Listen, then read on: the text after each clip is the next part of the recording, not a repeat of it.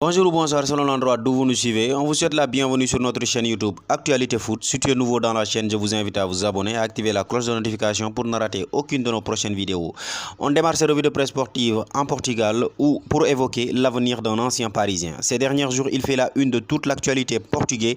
Il s'agit bien d'Angel Di Maria qui va faire son grand retour du côté du SL Benfica, le club qu'il a révélé aux yeux de l'Europe entre 2007 et 2010. Un retour éminent. Comme le placarde, le journal Record Di Maria est déjà là. Le Correo da Manhã fait dans la nostalgie en placardant un ancien photo de Di Maria sous les couleurs du SL Benfica. Le retour de Di Maria est aussi relayé par le journal Abola, comme vous pouvez le constater sur la une du journal portugais. Il partage sa couverture avec l'international portugais Bernardo Silva. Le journal lusitanien fait le point sur l'avenir du joueur de Manchester City qui est devenu une cible prioritaire de l'Arabie Saoudite. Et selon Marca, ils sont même en discussion avancée avec l'Arabie Saoudite.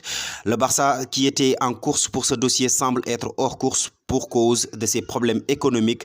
Par contre, il reste encore une priorité absolue pour le Paris Saint-Germain. Reste à savoir quelle sera la grande décision de Bernardo Silva. On file en Italie et après Nicolo Barella, c'est un autre milieu de terrain de la Serie A qui se retrouve dans le viseur de Newcastle. Les Anglais sont très proches d'attirer Sandro Tonali, le maître à jouer de l'AS Milan. Ils sont prêts à débourser 70 millions d'euros pour s'attacher les services de l'international italien, comme le placard de la Corriere dello Sport. Tonali, direction la Premier League. Un contrat de 6 ans plus un salaire de 8 millions d'euros plus des bonus latents dans le royaume de sa majesté, mais de son côté la Gazzetta dello Sport se veut un peu moins catégorique et pour cause, Milan se montre un peu plus gourmand et attend 80 millions d'euros pour se libérer de Sandro Tonali, qui partage la couverture de la Gazzetta dello Sport avec Romelu Lukaku. Le Belge pourrait commettre la haute trahison envers l'Inter en rejoignant l'ennemi l'AS Milan, car d'après le journal, Chelsea serait prêt à accepter un chèque de 40 millions d'euros pour le Bigrom. A noter plus bas que la Juventus s'attaque à Milankovic-Savic, toujours dans le flou concernant le dossier Adrien Rabiot qui est en fin de contrat.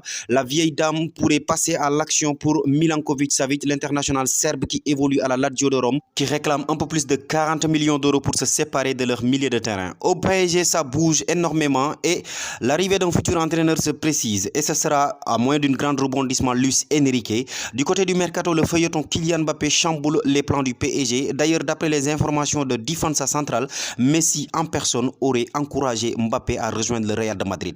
Voici le message qu'il lui a adressé: je préfère que tu ailles au Barça, mais si tu veux aller à Madrid, fais-le, tu le mérites. Tu mérites d'aller là où tu veux avec un projet gagnant. Voilà qui a le mérite d'être clair. D'ailleurs, une petite bombe de la dernière minute, car le célèbre émission télévisée espagnole El Chiringuito révèle que le Real de Madrid est passé à l'action et prépare une première offre de 120 millions d'euros, un montant conséquent pour un joueur qui est en fin de contrat l'été prochain, mais bien loin des 180 millions d'euros réclamés par le PSG. Le mercato du Real de Madrid est loin d'être terminé compte tenu la situation et contrairement à ce que tout le monde croyait et ce qui a été annoncé. Départ de Mbappé ou pas, le club parisien est toujours déterminé à la recherche d'un numéro 9. Le PSG sait désormais à quoi s'entretenir pour l'un de ses pistes prioritaires à ce poste. Comme le révèle le Parisien dans ses pages intérieures, pour s'offrir Victor Osimhen du Napoli, il faudra débourser pas moins de 180 millions d'euros. Un tarif exorbitant qui a pour but de refroidir et de chasser les prétendants.